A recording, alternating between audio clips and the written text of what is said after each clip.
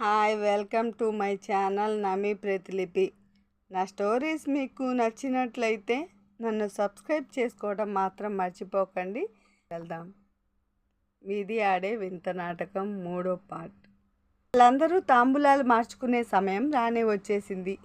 వాళ్ళతో మూభవంగా తిరుగుతున్న సుబ్బారావుని చూస్తూ, ఏంటి బావగారు, మా సంబంధం అంటే మీకు ఇష్టం లేదా అని సుబ్బారావుని అడిగాడు రంగమ్మ అన్నయ్య అయిన గాలయ్య. అలాంటిదేమీ లేదు గాలయ్య, కాకపోతే పిల్లలు ఇంకా చిన్నవాళ్లే కదా, పైగా చదువుకుంటున్నారు.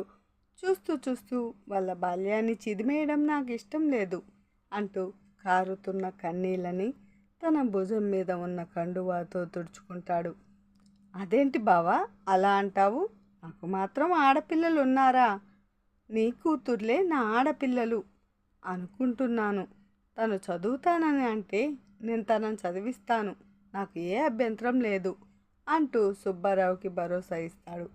ఇక అక్కడే ఉన్న రంగమ్మ తన వదిన గారి వైపు చూస్తూ, వదిన, ఇంత దూరం వచ్చింది గనుక చెప్తున్నాను, నా చిన్న బిడ్డకి ఏ పని చేతగాదు. ఇప్పటి వరకు తను తిన్న కంచం కూడా కడుక్కోలేదు. ఎంతో అల్లారు ముద్దుగా పెంచుకున్నా. ఇక దాని జీవితాన్ని నీ చేతిలో పెడుతున్నా.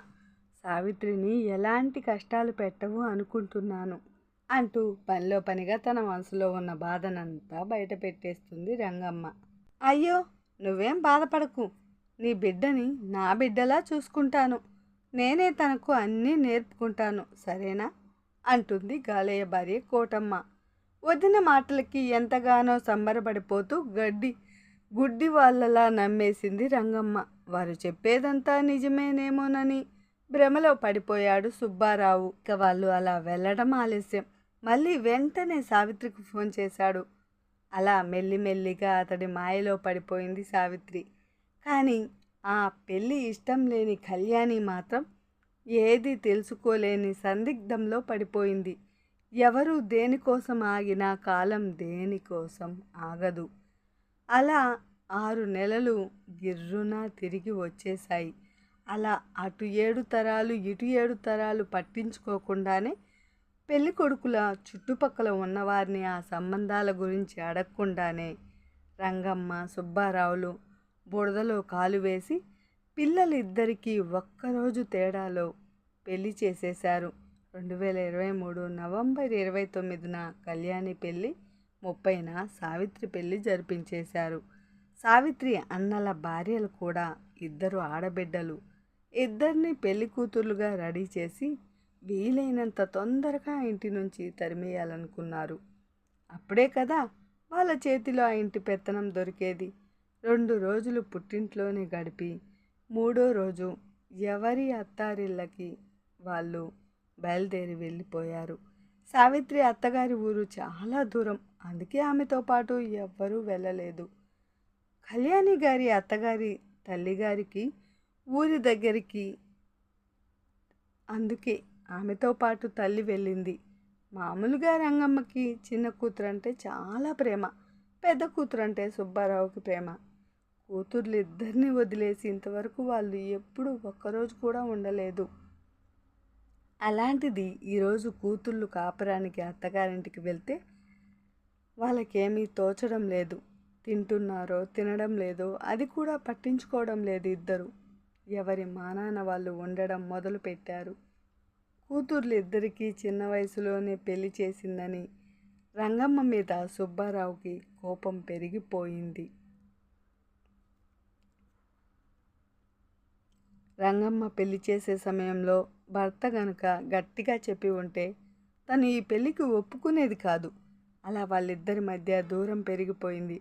ఇక్కడ వీళ్ళ పరిస్థితి ఇలా ఉంటే అక్కడ కూతుర్లిద్దరి పరిస్థితి ఇంకోలా ఉంది. సావిత్రి అత్తగారింట్లో ఎన్ని కష్టాలు పడుతుందో చూద్దామా. మామగారి ప్రేమతో సావిత్రి కొంచెం బాగానే ఉన్నా కానీ చెప్పాలి.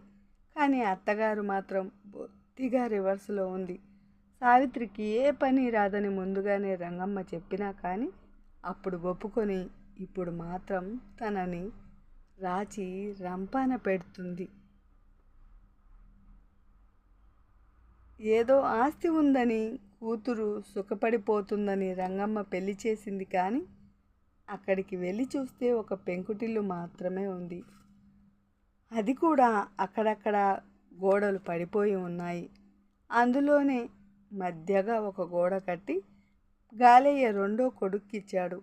పెద్ద కొడుకు మాత్రం వారికి దూరంగా వేరే ఇల్లు కొనుక్కొని అక్కడే ఉండిపోయాడు. వీళ్ళకి అతనికి అస్సలు పడదని సావిత్రికి మెల్లిమెల్లిగా అర్థమైంది. అత్త పోరు ఎలా ఉన్నా కానీ భర్త ప్రేమైనా దక్కుతుంది అనుకుంది ఆ చిన్నారి పెళ్లి కూతురైన సావిత్రి. కానీ అది కూడా ఆమెకు దక్కలేదు. భర్త ఉదయం 6ంటికి వెళ్ళి రాత్రి 12 గంటలకు ఇంటికి తిరిగి వచ్చేవాడు. అప్పటి వరకు భర్త కోసం ఎదురు చూసి చూసి నిద్రపోయేది సావిత్రి. ఒకరోజు అలాగే జరిగింది. భర్త కోసం ఎదురు చూసి చూసి నిద్రపోయింది సావిత్రి. 12 గంటలకు వచ్చిన భర్త ఆమె చెవిలో నీళ్లు పోశాడు. అకారణానికి భయపడి లేచి బిక్కు బిక్కున చూస్తూ కూర్చుంది సావిత్రి. ఏంటి, భయపడిపోయావా అంటూ మళ్ళీ వెంటనే కపట ప్రేమను చూపిస్తూ సావిత్రి తీసుకొని తనకు అన్నం పెట్టమని అడిగాడు. తను నిద్రమత్తులోనే లేచి బయటకి అన్నం పెట్టి తీసుకొచ్చింది.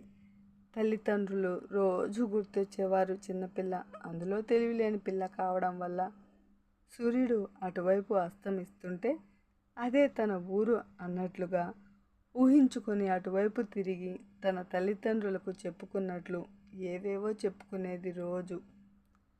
అలా రోజుల్లో మెల్లిగా గడుస్తున్నాయి. సావిత్రికి దినదిన గండంలా నడుస్తుంది. క్షణం ఒక యుగంలా. ఇంకా మీరు కథ గురించి తెలుసుకోవాలంటే నెక్స్ట్ పార్ట్ వరకు ఆగాల్సిందే. ఈ కథ మీకు నచ్చినట్లయితే నన్ను సబ్స్క్రైబ్ చేసుకోవడం మాత్రం మర్చిపోకండి. Thank you for watching.